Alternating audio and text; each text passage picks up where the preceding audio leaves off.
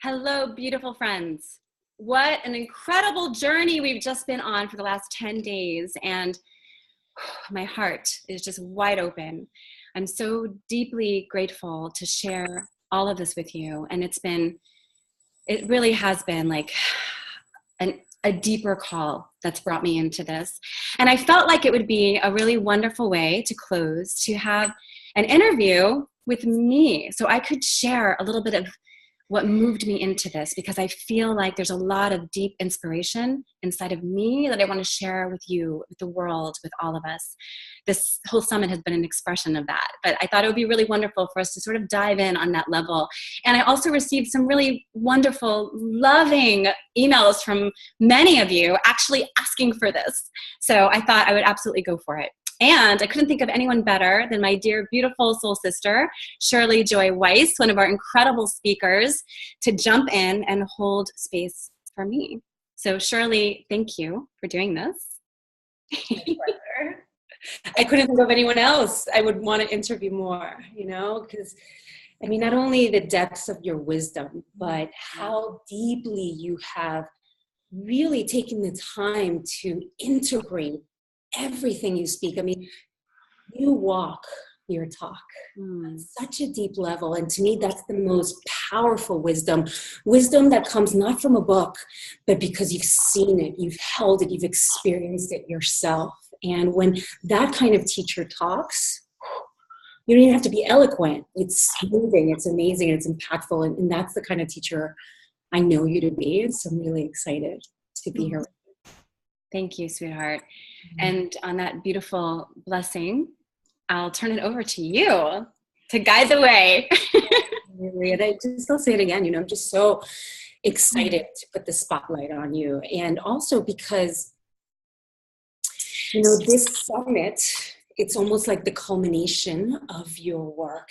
It speaks to almost every step you have taken along your journey. And I have had the privilege of knowing you for many years. So I've seen a lot of these steps, and I've seen a lot, not only the steps that have made you who you are, that inform your work, but the parts of you that make you so bold in your actions to really make it not about you, but go out in the world and do such huge things. And I've gotten to witness some of the most tremendous offerings that you've created. And I want the audience, listeners, to get a peek into your world, because your world, your story, it's a message in and of itself. And, there's this beautiful bio that kind of speaks to you that I'm curious to get into. There's some funny words in there, but the scope of your work and what you've done is so awe-inspiring, and you are no different than anyone else, really. And so I really am excited to bring your story through, because it's going to be very important for everyone to hear as well. Thank you. Thank you. Can't think of anyone better to hold that space, Shirley. Yes. Because of our intimate sisterhood and our deep love for each other, and the fact that you have been with me for so many years, and what mirrors we are for each other as well. So yeah, thank you. Beautiful. You know what? Let's actually begin. You have a bio, and I think it is in your honor to start reading that, because again, it's going to give people a glimpse. And I want everyone to really hear these words, to hear what this woman has done. And so in her bio, she says, Val is a paradigm hacker. I'm curious to know what that's about. A board certified psychosynthesis coach and a deep ecologist with a passion. And I mean, this woman has a passion for this, for social and ecological activism, consciousness, and cosmology, and in sacred service and through production and facilitation of transformational festivals, retreats, workshops, along with individual and group guiding, which you've done so much of. She works with change makers who are ready to dive into the deepest work of rewilding our lives, embracing psycho-spiritual wholeness, and creating a powerful, positive impact on our world. And this is not just a few really well-crafted words. This is literally what you do every day. And it's amazing. And so I want to pick apart some of that, because there's so much in there. Let's start with paradigm hacker. What does that mean? Yeah. That's where we need to start. Because really, I think at the heart of it all, Yeah. it comes down to this. So a paradigm is our worldview, the way that we see the world around us and our relationship to life, the things that we take for granted as absolutely true, our belief system. And that forms from childhood, and it moves in us and through us through our entire lives. And the choices we make and the thoughts we think and the stories we tell about ourselves all come from this inner core belief system, this paradigm that we hold. So there's there's different levels to that. But as a paradigm hacker, it's really just a fun term that I like to throw around and play with because it does invite the question, which is what it's all about. I hold space to invite us to ask those deeper questions about who we are, about what we think we know to be absolutely true.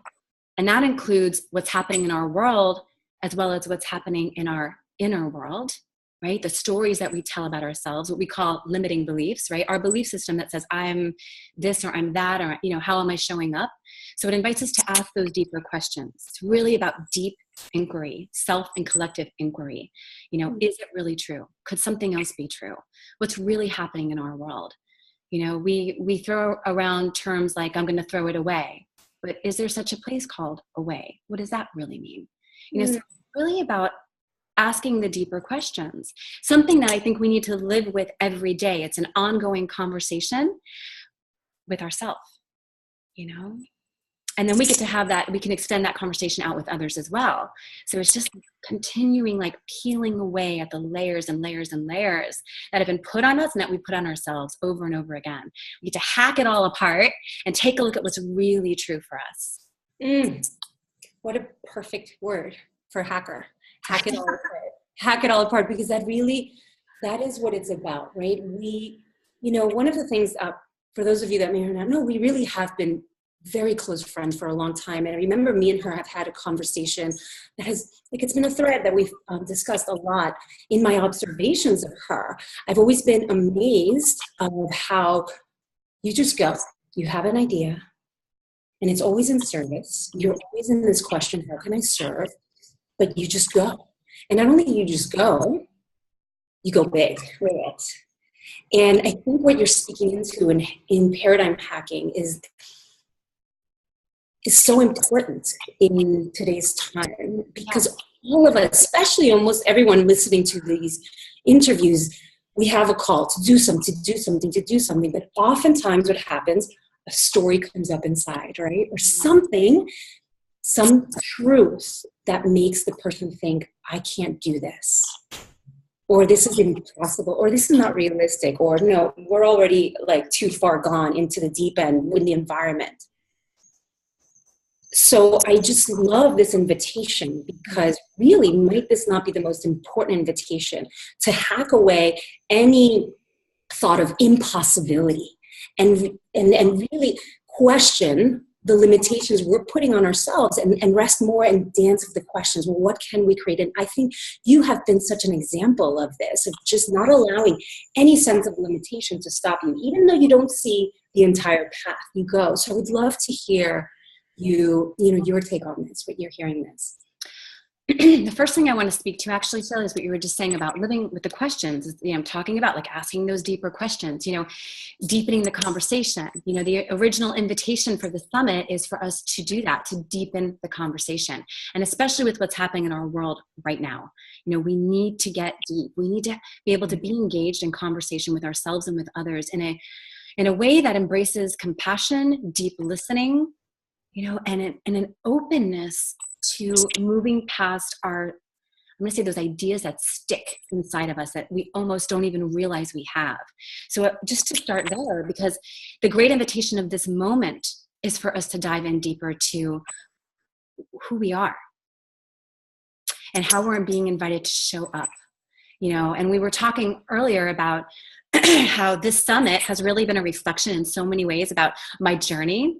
When I thought about who am I inviting, my immediate thoughts go to like everything that I've been so alive with and so passionate about, the things that have broken my heart open and allowed me to dive in deeper to who I am in the most holy and holy way. to really recognize myself in that space. So like we launched the summit with Brian Swim, Brian Swim, cosmologist Brian Swim has been a huge mentor for me way past a decade, and because when I think about how are we showing up right now, how do we play big, how do we ultimately show up in the deepest place of service, where that stems from, for me, is recognizing that this is something so much bigger than me. It's not just me bringing this, even though it is me bringing this. It's something else pushing through me, a deeper wisdom that wants to be heard, that I know that our world needs to experience right now. So when we start to understand ourselves in terms of the universe story, we get ourselves in the context of 13.7 billion years of evolution unfolding, of life learning, of deep wisdom being passed on, not only genetically in our DNA, but also culturally, how we do things like this summit and bring this kind of wisdom to so many people who then bring it to others, and on and on and on. So doing something like this becomes the greatest kind of service. And it's totally powered by my recognition that we are so much bigger than this. And that the greatest call for us right now is in recognizing that we have this unique gift of conscious self-reflection, self-awareness. That's the great gift of the human species. And when we allow ourselves to tap into that and live in this ongoing conversation, right? We're constantly, reflecting on ourselves, how we're showing up, if it's in alignment with who we truly are and what we want in our lives, right? If it's in alignment with the greater vision, the greater story of who and what we are, right? When we are empowered in this way, we get to not just be pushed along, but actually make powerful choices to bring ourselves along in the most powerful way. So like being in conscious self-reflection means I'm constantly reflecting upon myself and asking those questions and showing up. And if something doesn't feel good, I'm asking why. And if I create a behavior and a habit of behavior or thought that doesn't feel right for me, or there are actions attached to that, the behaviors that equal the thoughts, which equal the feelings, which motivate our behaviors, which become our habits, right? Because we kind of move through that process. When we start recognizing habits in ourselves that are not in alignment with this greater vision of ourselves as universe, as this empowered being that can make these choices, we get to stop, reflect, and correct, and move forward. We get to create new stories, that bring us into the next level of our being. And when we're each living in that space, we collectively create the greatest transformation. We move ourselves literally into the next level, a quantum leap in our consciousness, tapping into a deeper awareness of what we are and who we are as a universe. So all of this is what empowers me and moves me into these great projects where it's just an absolute, like, I have this idea and I can do it. It's totally possible because it's just something even bigger. When I get a hit that this needs to get done, there's not a thought in my mind that says, can I really do this? Like, no, if it feels right and I'm resonating with that, I can't possibly not do it. Because being in service to the world means giving everything of myself so fully, so wholly. It means diving into myself and doing the inner work so I can be my best, my greatest self, because that's what I want to give to the world in service. It doesn't do the world or myself any good to shy down and say, I can't do that. I'm not good enough. I'm not ready. As soon as I start saying those words, I'm like not in service to the world anymore. I'm hiding behind those limiting thoughts and ideas and stories and habits and all that stuff. And even if it comes up, when we really start shifting our awareness of self into this greater paradigm, this greater world view, even cosmic view, let's say, then we can, even with these fears and thoughts and ideas and habits, we can still take the steps necessary. We can just move with it, do the things we know we need to do until we really start feeling like, I can do this. Yeah. It all starts somewhere. But that core, it's really tapping into that core invitation. That's something so much larger than our individual selves. So that's what has moved me in my life, to create projects like the summit, these great grand festivals, even like little workshops, even the first time I ever created anything ever. And I was like, I'm going to just do this. What's the worst that can happen? Just dive in, go. I don't even know how I'm doing it yet, but I'm just going to start calling some of my friends and let's get together and let's just, start somewhere, and then when we start doing even the tiniest step, the first step, and we feel like, I can do this. Maybe I didn't do it perfectly, but I learned something from that. So now the next time I'm going to shift that and it'll be even better. Bam. So the more we start acting on it, even with our fears and our ideas that seem to hold us back, the more we start getting the feeling that I can do this. And when we start really embodying that feeling that this is actually possible, it starts to shift our belief system. It becomes this dance. It's just this dance. And we have to begin with a small step. We all began with a small step. And it just grows and grows and grows until we are ultimately empowered by something so much larger than ourselves. It becomes this like self-feeding mechanism. It is. Step out and it feeds back to you and you're like, oh, wow, okay. And almost like a concentric circles, bigger and bigger each time. Now you're at a global stage. I mean, you've been at the global stage for quite a while now.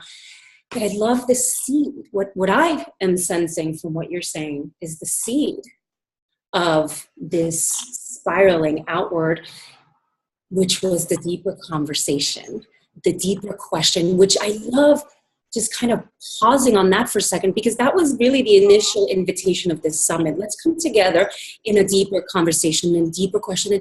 And on a very practical level, what does that even mean? Well, if we're caught up in stories like, do I have what it takes? Do I know enough? I don't know if this is possible. Who am I to? Which we all have. That's the thing. It's a human fact to have these. We all have them. But that's not the deeper conversation, right? The deeper conversation I'm hearing from you is that you really did delve. Okay, that's me, but there's something else. And look at the bookshelf behind you, right? You, from a very young age, you started to ask a deeper question. And when you put your attention to that, the cosmology, the universe story, social justice, animal justice, it involves you and penetrates you and really surrounds you with a bigger story. And then that naturally drives your behaviors, drives your actions. So it's really kind of, to me, that simple. If we put attention to this little story, that's going to drive a very different action than if we put attention to this story. And I see your life as that example, someone that just chose to put deep attention and inquiry. What are we part of? What is this mystery? What's happening? And then that just fuels you and you are literally unstoppable. And you get these thoughts, but you come back to this bigger story. You come back to this why, and you just keep going. And it's been so beautiful to observe you throughout the years, because it seems as if you never have any fear or doubt. But you're human too, but that's the power of these deeper questions and stories that you've been inviting us into. Yeah. Yes. And I'll tell you what, it really began, yes, all the books behind me, right? Like, from a young child, I've always had this insatiable desire to learn about myself in the context of the world, to understand what's happening around me. I've been, a reader, always diving in, like the overachiever sub-personality, just want to learn it all, want to know it all, went to college forever because I just wanted to take every class and learn it all, like, things like that, to the point that, they're like, you take another class and we're gonna have to charge you more. Literally, it was that, just like you, Shirley, just like wanted to know it all, wanted to learn it all, wanted to live it all, like traveling through the world, like experiencing cultures, like these things drive us. But I'll tell you, like, there was a point where there was a big, I want to say, heartbreak that happened in my life that really broke it open in a new way for me. And much like Andrew Harvey shared, actually, in my interview with him, which was around learning about other animals and how we treat them. How do we show up in our society and treat other life forms? And this sort of human-centered idea, paradigm, this anthropocentric idea that humans are in the center of everything and somehow we're disconnected from nature. And in my early 20s, it's like 2 decades ago, not to age myself, but yeah, it was brought to my attention, like the slaughterhouses and the conditions of what's happening. And, just like this, the way that we treat other life, and my first reaction was defensive. Well, we're part of the chain of everything I've been taught. We're part of the, this is humans do this, and this is what we're supposed to do, and we're blah, blah, blah, blah. And I heard myself repeating cliches that I had been conditioned to think. And in a big way, something didn't feel right for me. Like I heard myself saying the words, but I was like, but really, like, do I really believe that? Because I'm crying. Like, something inside me is moving. Like, this is hurting me. It's actually physically hurting me to witness this. And I'll tell you what, like all those years ago, I made a choice at that point, like, I don't want to contribute to this. I went vegetarian, I went vegan. I, started becoming a freaking activist, like big time, and me, right away, I'm organizing demonstrations and, created a documentary film, Lolita, Slave to Entertainment. This is this documentary that my partner at the time and I created a company called Rattle the Cage Productions, still around, and we broke open the story about Lolita, the orca at the Miami Seaquarium, her life journey and how that relates to animals in captivity that we use for entertainment. And I was like, I just focused right in. And right away moved into a leadership role in that context, something that I had not really done before. But I felt so called because I felt so impassioned by this, because I was just so like, it was like, what? How is this happening in our world? And that just led me on this journey to start asking deeper questions, like, what is really happening in our world, politically, environmentally? I ended up getting a master's degree in ecology and education, and then deep ecology. So like caring about other animals became caring really about the ecosystem of the earth and all living beings.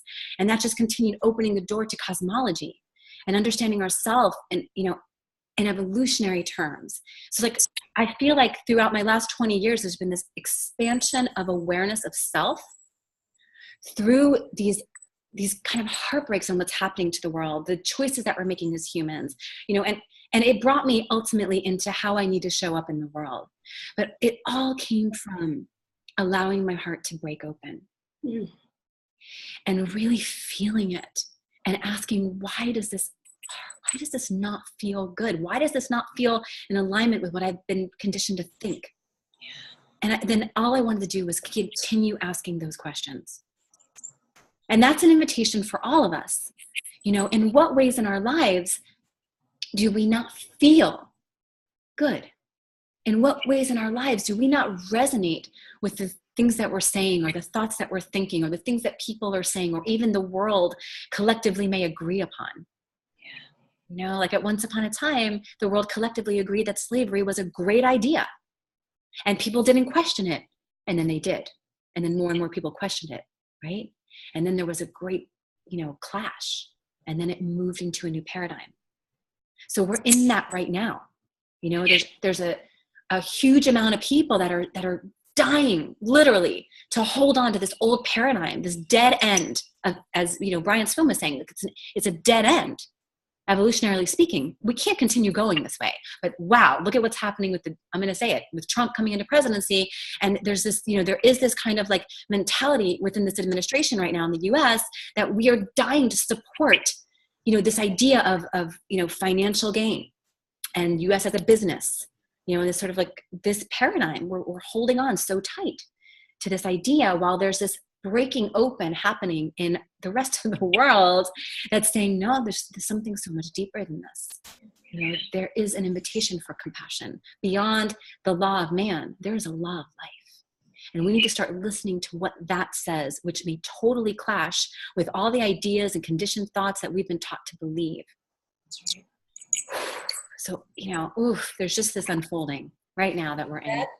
Is the only way evolution happens. Otherwise, it's different versions of the same thing in different clothes. To go into that deeper place and allow something new, something fresh to emerge. And what I'm so moved with what you're sharing, because what I really heard is someone who had a deep broken heart about a horrific injustice. And you allowed yourself to feel that pain and that sadness and that grief and that rage. You don't suppress it, but you also don't feel powerless around it because you've never done anything like that before. Stand up for something. You were literally 20, whatever years old you were. You've never done anything. You don't go into a rage of powerlessness, a rage of victimhood, a rage of like doom, gloom. You go in, you feel your rage, and that is your catalyst. This is why I always say your life story is a message in and of itself. Because that rage, that anger, that frustration, that confusion, that all those emotions that are rising up become evidence of our interconnectedness with life. You know, when we're feeling beyond our individual bodies, like, you know, when we see an old growth forest torn down, like, I mean, I remember going on road trips when I was younger and seeing like the side of a mountain, like shaved bald is the best way I could describe it. And I was like, oh, ouch. That's it. You're feeling the earth. You're feeling beyond your body, and that becomes evidence that we are so deeply connected, that this is a total extension of ourselves. So that anger, that really is our passion for justice, what's right and good and holy in this world. And so rather than being paralyzed by it, we have to say, okay, I'm feeling this. I'm feeling so much right now. What can I do with this to move it into the world in this powerful, productive way? You know, how can I make an impact for good when I see this vision of what I know is right and it resonates with every cell in my body? I have to be part of this. What is my gift? Because that's the other part of the great question, right? Now I feel it. Now I'm like, what do I do? How can I be part of this? So now the question is, what is my gift? What can I uniquely contribute, even in the tiniest way, to this great turning? Exactly. And, you know, it's so beautiful to even just see your energy. It actually elicits for me, you know, the middle path, like in Buddhism, the middle path, because just in your last 2 minutes of share, I see intense passion, drive to change, create. But I also see this person who was also self-aware enough to also recognize, oh, and then I come back and also in stillness ask deeper questions. Because, you know, if you get lost in one extreme, this is the more passive receptive. Okay, well, what am I here to do? And this is the more, you know, proactive, you know, directive. There's a beautiful middle path, and I see you so beautifully dancing in both so that you don't get lost in rage, passion, but you use the energy of that passion to serve the wisdom that comes from your center that knows action, that knows possibility, that knows there's something here wanting to arise and emerge. And that's really beautiful. Honey, I love that you're saying that, because it's reminding me how important it is for me to say this, which is, you know, starting off as in, I'm going to say, in animal rights activism, right? Which is such like this, you know, buzz thing. Like it evokes a lot of thoughts and feelings for people when they hear animal rights, right? Starting off in that space in my youth, you know, there were so many people around me that I would notice would come out like really angry. And I felt angry too, you know, but when I saw them yelling at people, how can you go this? How can you do this? How can you eat that? How can you go to the Miami Seaquarium? Like, I was like even that would hurt me too. And I'm like, okay, what's going on here? And again, going back to that inquiry, why does that not feel right for me? What I've learned over these last few decades, and this is why I do what I do now in a different way, is that it ultimately, when we talk about inviting us into a deeper conversation, it doesn't come from that feeling of anger. We have to go deeper. So we say, okay, it's this passion for justice. But where's that passion coming from? That passion is ultimately coming from our deep love for the world, our deep love for ourselves, and showing with all that we have within us and living this full, rich life that we can say, how did I live? You know, wow, did I live in service? Wow, did I give everything I had to this moment, to my beloveds, to my friends, to this earth, to other animals, to life? Wow, did I live? Wow, did I show up? So it's about falling in love ultimately. And when we come from that space of love, deeply in love with life, then it shifts from, how can you do that? Do you know what's going on in the world? Which scares people away because we don't want to feel like we're wrong. That's not an invitation, right? That's a pointing fingers at ourselves, really, right? It's really at ourselves, and how did we think that for so long? But when we come from the space of love, it is this beautiful, loving, soft invitation to feel with our world, an invitation to feel deeply into what's good and right and honest and authentic, what's really here for ourselves. You know, it is an invitation with our love to invite others to fall in love. You know, and so when we say, like, you know, it's all about love, you know, it really is. And without sounding too like, you know, new age or anything, but really bringing it down into this rooted, grounded space of like, we're here. We are here. We've unfolded an evolution for 13.7 billion years. And we can't say that this intelligence in the universe has brought us here to be rich and consumers, and like the end goal is to have $1 billion in our account and a Gucci purse, right? There's something so much larger going on here. The invitation is for us to know ourselves so deeply and to fall in love ultimately with life, and then to participate, to share what we have inside of us. And in that sharing, we become part of this cultural DNA, this movement, this evolution, this conscious evolution, you know, which is the evolution of our consciousness. You know, as we become more complexified and understand ourselves more deeply, we open to the consciousness of the universe. And it's our ability to choose how we move forward consciously. So we are now evolving ourselves. How cool is that? As the universe becoming aware of itself, we are consciously evolving ourselves now from this space of love. That's right. Absolutely. And it's really the only way. And it isn't all woo, you know, and fluffy up in the clouds. And I always, what you're saying is reminding me of this metaphor that I always use, that everyone is going to be able to connect with. And it's also the primary example of why you behave very differently in your life, because what we're holding inside drives our behaviors. It literally does. And, you know, if we're holding a small story, we're going to act in a certain way. If we're going to hold a bigger story, we're going to act a certain, very different way. And the metaphor that I always love to bring, that I'm sure every listener has experienced, is just in our intimate relationships, right? Whether be it with your father or your husband, you know, we have so many intimate relationships. Let's say you get into a disagreement with that person, or that person does something that in your eyes is like wrong, right? If you approach a conversation with that person in rage, what are the chances that that person's going to be open, receptive, and it's going to result in a deepening of love and in solutions rising? I'm sure all of us have done it. We've all gone into a conversation, right? And it's usually actually gets heated, worse, right? Whereas if that's why they say the proverbial go take a walk, right? So you feel the rage. It's not suppression of our feelings, but then, you know, like, and then if you can approach that same conversation from a place of understanding, which you said so much, and compassion and love. I'd love to hear you speak more to these principles, because there's so many people that are literally on fire right now in social media with the best of intentions, but have a lot of anger and judgment energy. But, you know, if we come to that conversation with love, compassion, understanding, rather than rage, blame, that person opens. Both of you connect in the heart space. And the heart space in a practical place is just like, oh, okay, we're two beings here together. Let's work together, right? So to really make it practical. So literally what we're holding inside drives our every word, our every action. And that is what either evolves or devolves relationships, planets, right? So I love that you're bringing it back to this. So can you really speak to this space?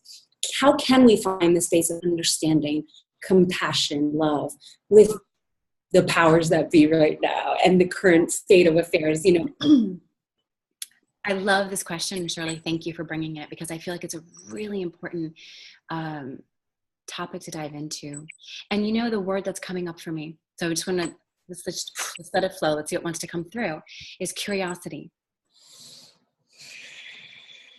So what does that really mean, right? I'm curious about why I think what I think. I'm curious where my passions come from. I'm curious about you, like truly, authentically curious. And when you have a different idea than me, I'm curious where that comes from. What is it that I see that you're so passionate about it. You're equally as passionate about your idea, which is so different than mine. I want to understand that. I really want to understand where you're coming from. And I guarantee when we come from a space of authentic, honest curiosity for this, we're living in a great mystery. We don't know really where we came from. We don't know what gave birth to the universe. We only know so much about the universe. There's so much more to yet discover. What are we going to be in 100 years from now? We don't know what happens when we die. We have ideas, we have stories, but we don't really know. So we live those questions. We live in the inquiry. We live with the invitation of deep curiosity for all of this. And when we stay connected to curiosity and the excitement of that exploration of ourselves and others, I think that it invites us into a conversation that can only really come from compassion. I'm curious about you. I want to feel and understand you. I want to explore where this is coming from and why we have different ideas. How do we see the world so differently? What's the root of that? It just keeps inviting more and more questions. And I really believe living the questions is one of the most passionate ways that we can live. Exactly. All of these books behind me, all the things that we're talking about, every single interview in the summit, all the festivals and the, everything I've ever put together, it's all about let's get into the questions. Let's be curious about who we are, And so I think when we approach that, especially what feels like this impasse right now, people are just calling names and they're just so angry and they're not listening, but at the heart of deep listening is curiosity, right? It's all right there. So I think that, if we allow ourselves to be curious about everything in life, it really, we create a different relationship with ourselves and with others, and with our world. So I think that I mean, there's so much more to that too, but I feel like that's what wants to come through right now. The invitation is to just, how can I just be curious about it? Well, I think curiosity, I mean, literally when you said that word, that my hairs rise, because I'm sure even Einstein, scientist, right, was hearing that, because to him, a lot of people fear questions like, how do we do this, right? But scientists love questions. It's not a how do we do this, it's how do we do this? They don't have the answer. It's all about how we relate, right? And curiosity is the gateway to what we don't know. Yes. It's a being in an embracing of not knowing, not being righteous about the other, or righteous about what's possible. Because sometimes we can't see evolution. Progress happens when something comes from the nothing to the something, from the formless to the form, from the beyond. We don't know, like you so perfectly said, it's all quite a mystery. But the only real place that progress, something new, that can come in is in that open spaciousness of curiosity. Yes, it's been like that. We might not know the new bottle, but we have to invite the question. So it's with the life progress, and the collective progress, and in the interpersonal, in that spaciousness. And the beauty of this too is about really how can we feel comfortable with not knowing? Yes, because we never really know.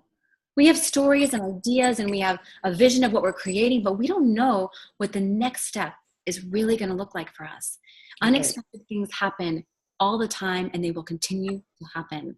Life is full of unexpected moments. We can't possibly know them all. And if we knew everything, what would be the point of living? Exactly. The point of living is to dance with the unknown and to be such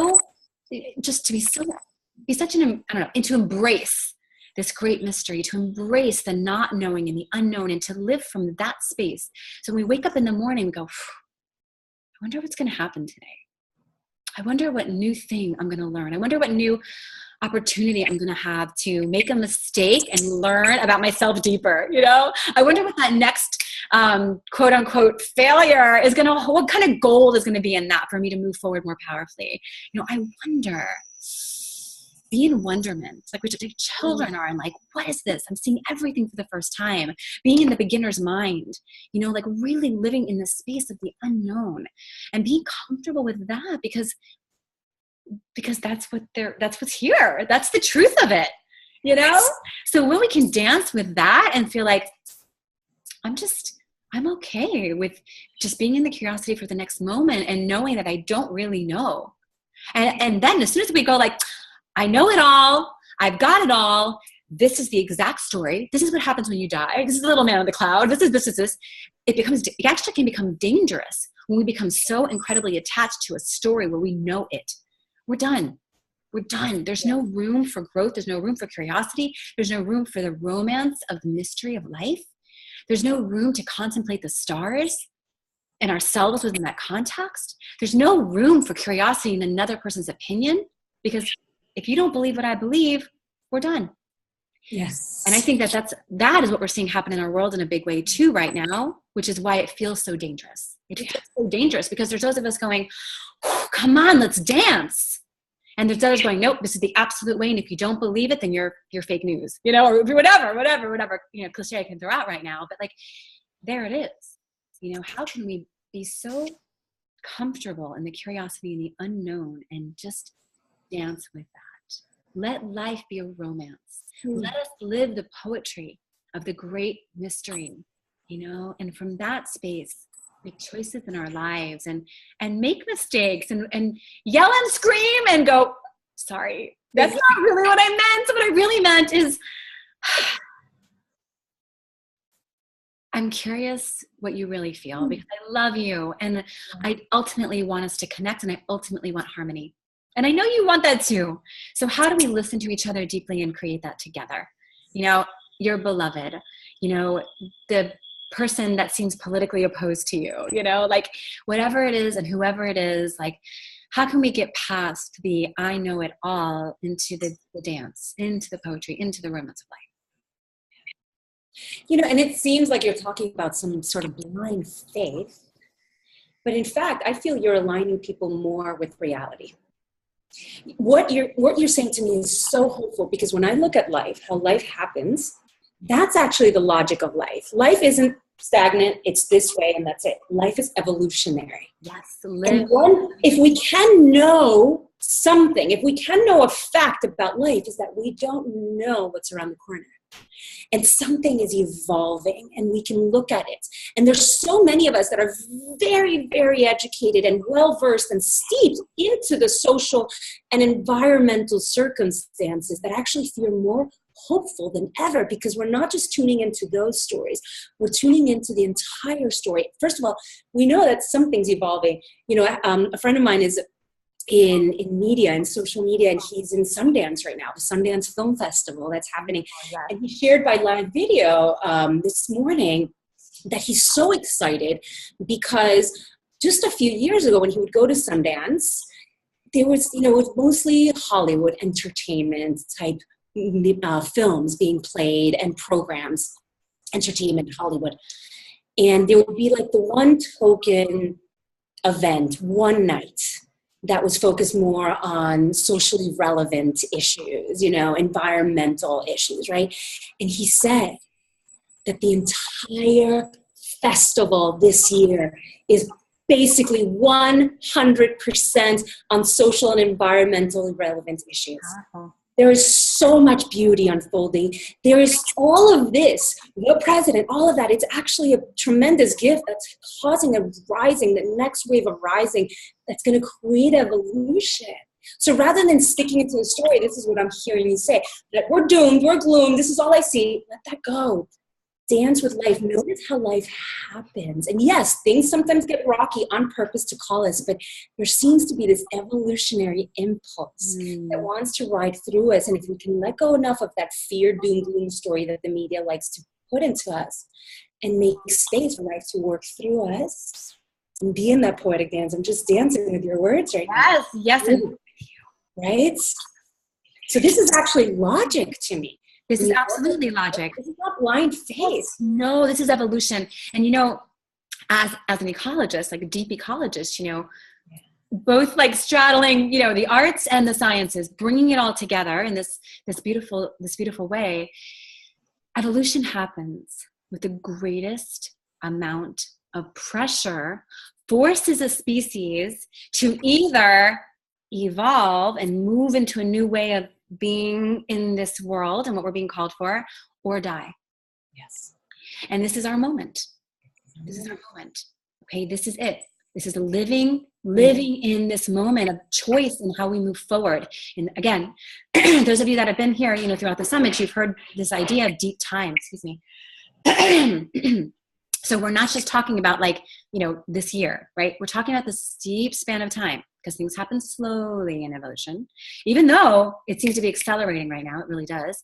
But this great invitation now is what's happening in our world is creating the greatest amount of pressure for the speciation, which means this sort of shift in what it means to be human. How we're showing up as a human right now is kind of shifting in a new way, culturally speaking, right? It's not so much a physical shift that's happening in us as it is the shift of awareness, self-awareness, self-reflexive consciousness.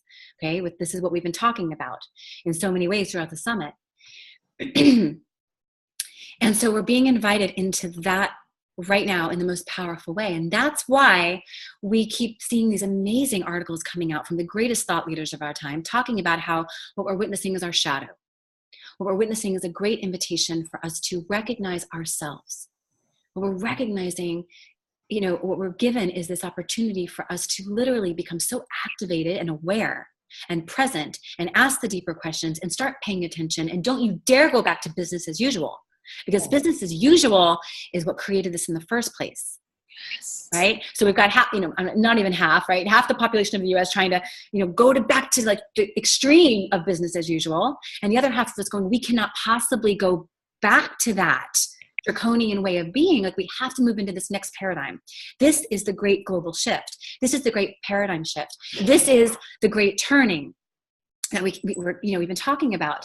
One of my mentors, Joanna Macy, really works with this term, the great turning. So many of us do, which this is that moment. We have the great unraveling happening faster and harder. And it feels scary. It's all happening right now, big time. And the great turning. And it's all happening simultaneously right now. Yes. And the great thing is, and one of the reasons for me putting the summit together with all of these incredible visionaries, including you, Shirley, is because we get this on the deepest level of our being. We're teaching it and sharing it from these different points of view, these slightly different ways that are incredibly complementary. And we're in this invitation in the most powerful way right now, so that we can start making active choices on how we are going to participate in this evolution. We're in it. We're totally, completely, fully immersed in it, whether you like it or not, whether you want to believe it or not, folks. And I know everybody who's here listening to this is obviously in it with us, I wish, we could get a whole rest of the population who doesn't necessarily feel like this or think like this to listen deeply, to some of these powerful, wisdom teachers sharing from this deep place right now. I really do, but it's important for us to continue teaching these concepts to those of us that are open to receiving it, so that we can all continue to go deeper, because we don't need everybody. Yeah. Right? We need a critical number, the critical mass. We need that number, that certain number, and we're increasing bigger, and then the shift starts to happen, and then wham, we begin to move forward in a whole new way. And the things that we thought like women not having rights, or slavery issues and things like that, become the taboo. Yes. It doesn't mean it's not still happening in our world. We all know it is, and that's a whole nother topic, very important. But it shifts. It begins to shift. We all begin to shift, and our world moves forward then in a new way. So this moment is critical. This moment is absolutely critical, and it is a great opportunity, an amazing, golden, passionate, powerful moment. So even though we're sitting with the fear and the danger and sadness, and our hearts are broken open, in this wild space of questions, we are also given what we need right now to move forward in a new way. Yes. And that's why we're here. I think what you said right now is it. That phrase, we are always being given right now, in this moment, what we need to move forward in a new way.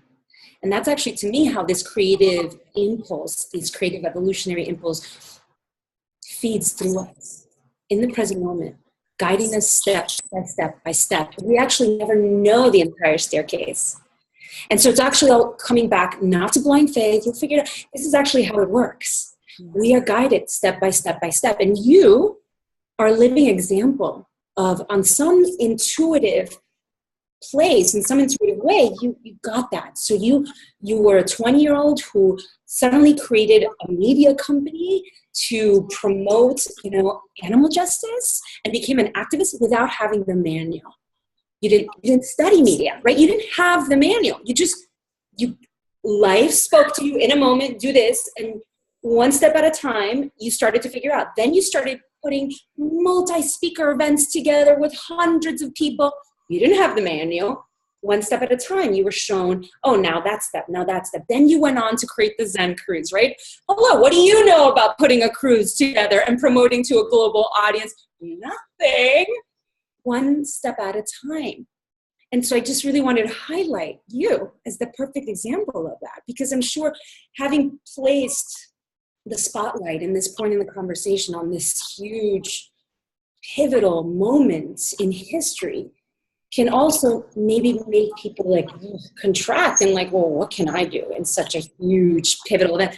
And so I wanted to really redirect it right back to you as the messenger, your life as the message, because we are guided every step of the way. And I would love to hear what you have to say to that, because it is such a crucial moment that it could almost paralyze us because it's so scary, but it doesn't.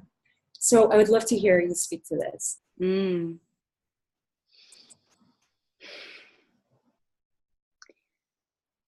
I think what we're invited into in this moment is feeling inspired by each other.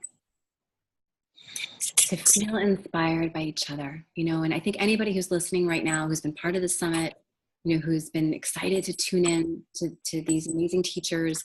And the reason why I always, so many of the times, I do, I do a lot of my own teaching and workshops and, individual work with people and all of this stuff. And I am so drawn to bringing so many of us together, because in no way do I know it all. I have my unique contribution. I have my unique way of showing up. And I want to be with you, Shirley, and I want to be with Parker Palmer and Brian Swam and Carolyn Baker and Jennifer Gray, all these amazing people.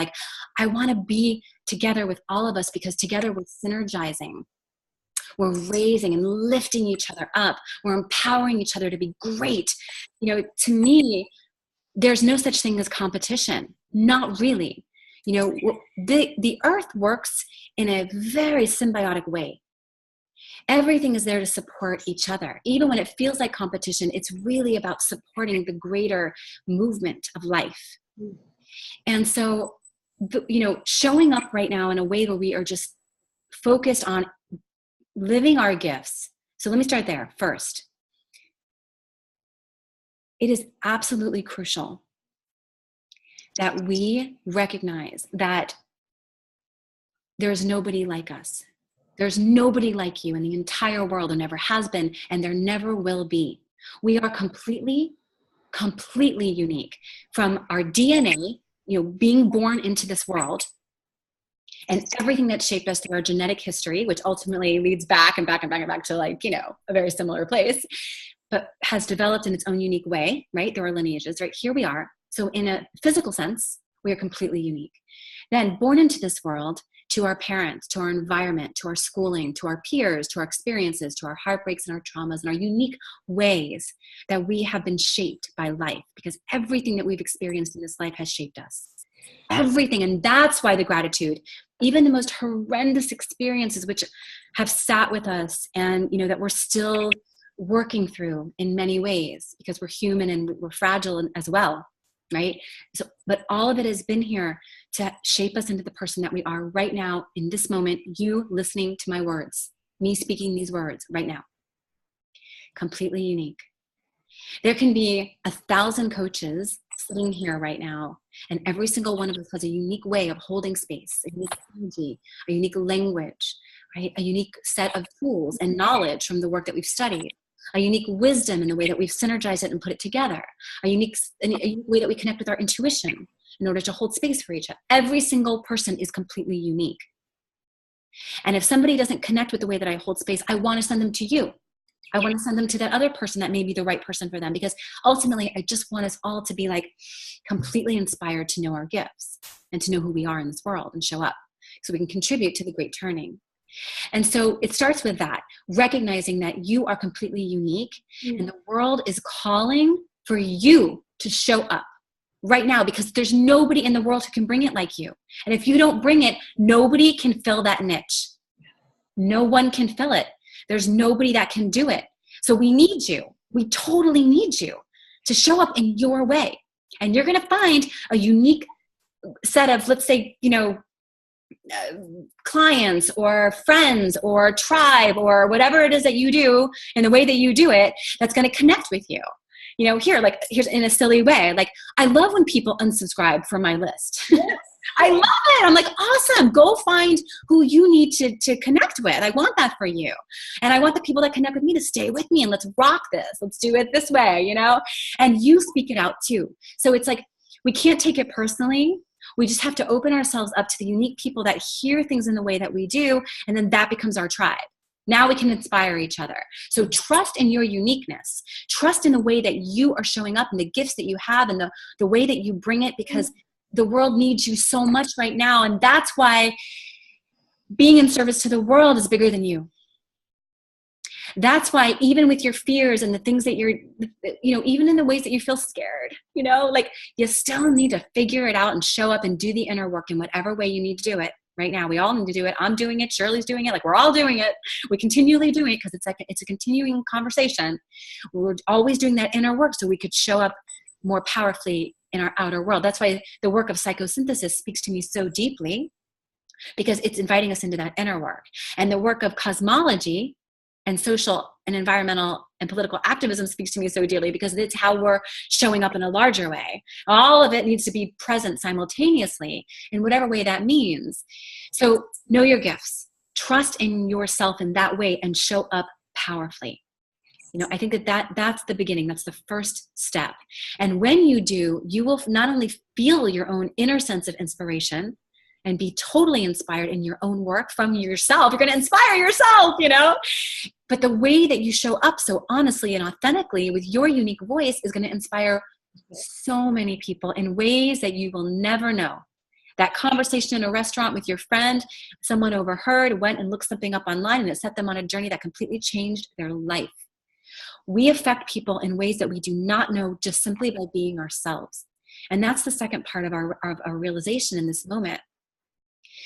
That we show up in and of ourselves and do that inner work so that we can be the best, most powerful us that we can be, because we create a ripple effect in our world and ultimately collectively engage in transformation, one of those beautiful powers of the universe that moves us forward evolutionarily in our evolution, our conscious evolution.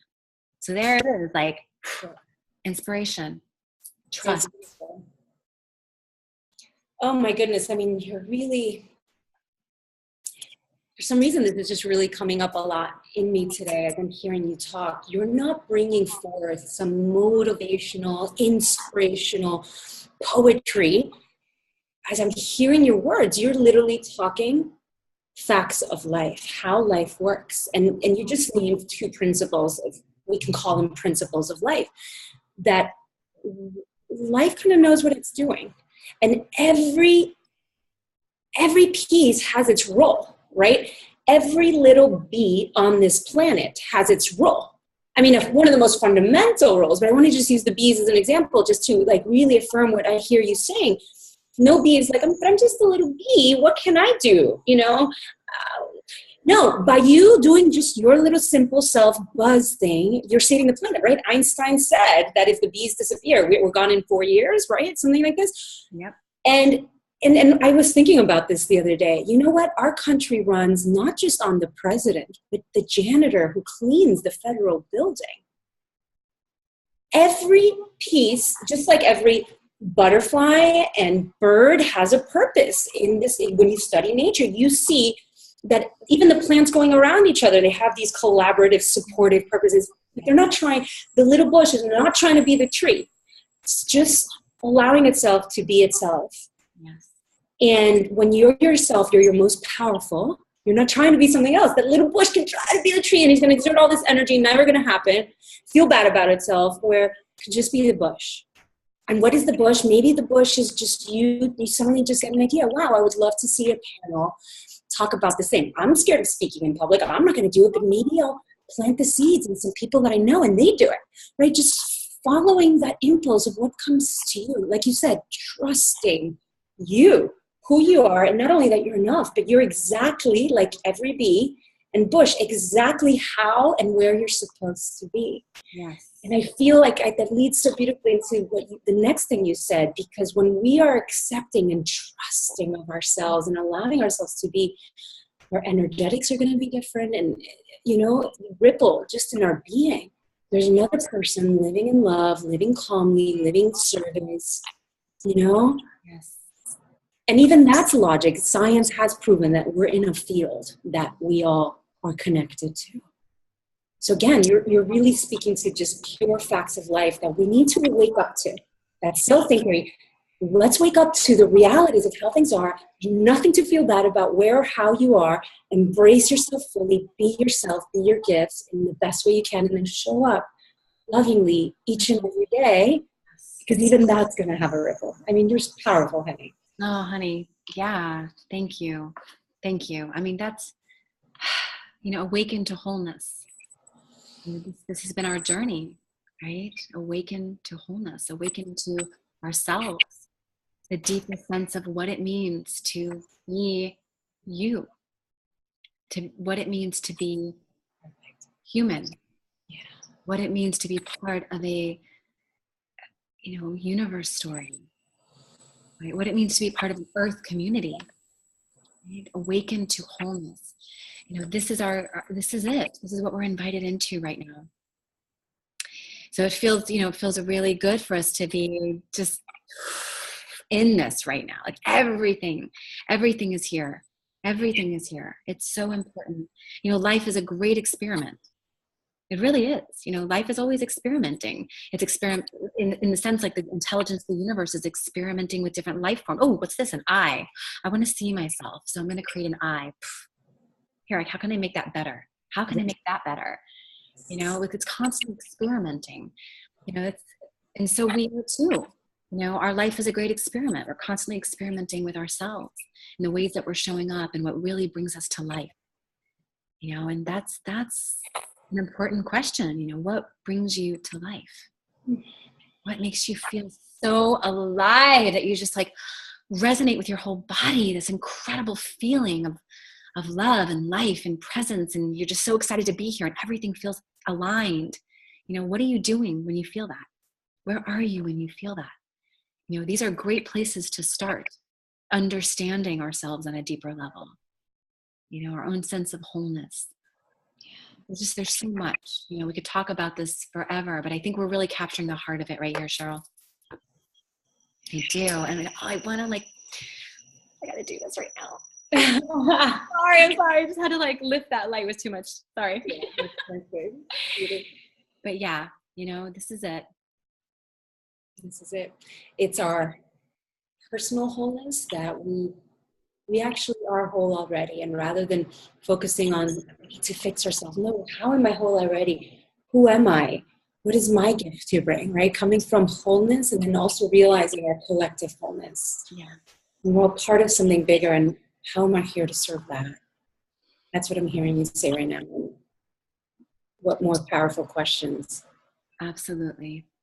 I'm feeling into just the importance, of this moment and how precious life is. It's been an incredible journey. Even creating this summit and moving through this summit and holding space for all of us, and just, I'm feeling called to share like the experience of my last month, because I feel like it matters, because it's really alive in me and it's really moved in me, and this is what I got from it. So some may realize, but probably most don't, that in the last few weeks, one of my best friends in the world died of cancer. And some of my interviews were this, outside with Drew Dellinger and with Brian Swim and Melissa Binkley. Those 3 interviews were this beautiful, outside landscape. I was sitting outside of her house. I was with her, in the last few weeks. And so while I'm doing these interviews and I'm holding this space, I'm also deeply present with, my sister's end of her life, and it's been a really, it's just been a really heart-breaking, heart-opening experience, because being in a space of surrender with her, while having these incredibly deep conversations, and then she passed away, right before my interview with Brian Swim, like all of that was happening simultaneously, has just created such a sense of intimacy for me around the importance of this moment and how incredibly precious every moment is.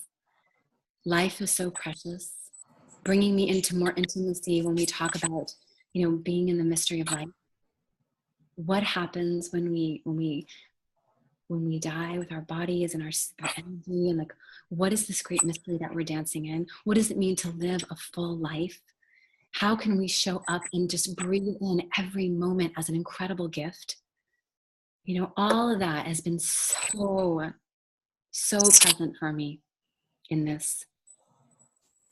And I feel like this whole entire summit for me is like for her, and everything that she has been for me in my life, and what even being with her towards the end has opened up for me, and how like my commitment to living my own life so much more fully and so much more heart open and present and in love, like it's just deepened me in so many ways, and I just felt called to share that right now, because I feel like I just want us all to feel into the precious moments that make up our lives, and how incredibly important it is for us to live so fully and to embrace our holy selves in every sense of that, and to be in love with each other, because we don't know how long we have in this life. We don't know any of it. We can only be in the mystery of it and just be in love with each other in every moment, and live from that space and love from that space. And it begins within. It begins with honoring and loving ourselves so deeply. I can't tell you how many times in workshops that I've given that people have come up to me afterward and said, I basically thank you for giving me permission to own my gifts and to be able to say them out loud, because I haven't felt like I've been able to do that. It's felt like, am I coming from an egotistical place? What are people going to think of me? How am I going to be judged? And I'm here to just say, like, throw it all out. Know who you are, live who you are, fall in love with yourself on every level, and just embrace it all, even the messy parts, be in it, be in the complete beautiful mess of life, and let it move you, let it inspire you into your greatness. This is it, guys. This is our one beautiful, wild life. How are you going to live it? How are you going to be in sacred service to yourself, to your family, to your children, to your beloveds, to your friends, to the people that you think of as enemies, that are opposition? Like, how can you be in service? to everyone. How can we be in service to this earth? How can we be in service to the greater vision of what we're being called for right now? That's it. That's it for all of us, to ask that question. How can I serve?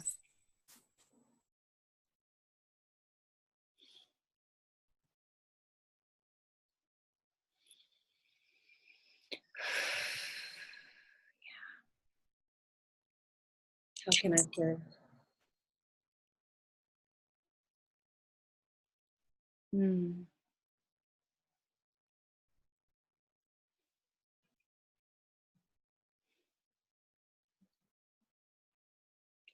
I'll tell you, Shirley, I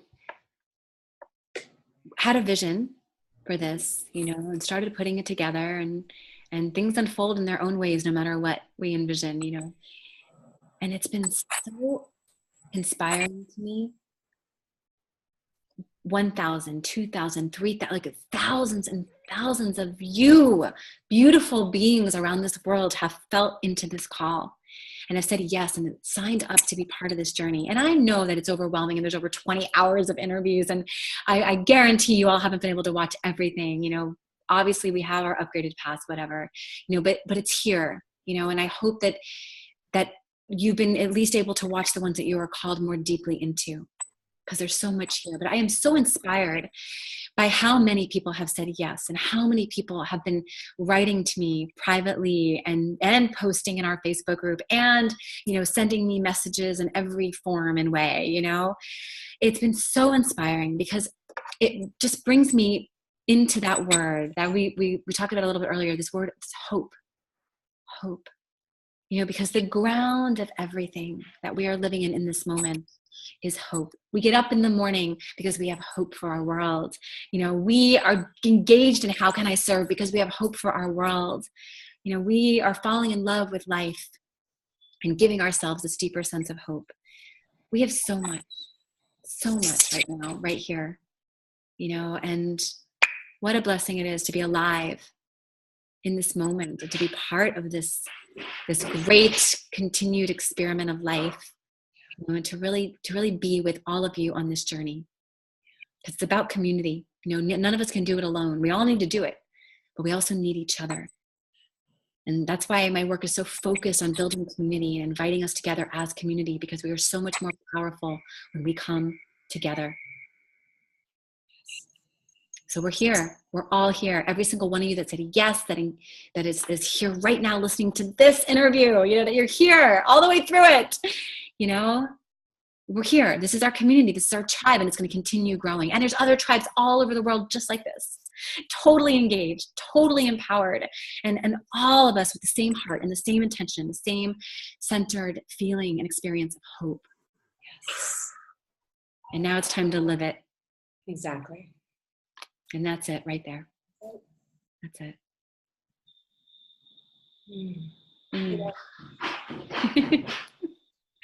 That's it. You just spoke through the beautiful, perfect elements, the inspiration that comes from your gifts, community, and action.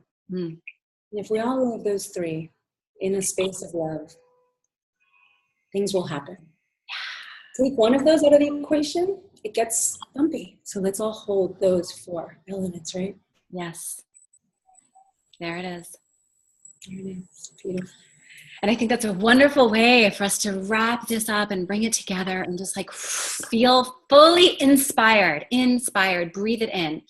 Inspiration, breathing in that spirit, allowing ourselves to be totally, fully alive with life.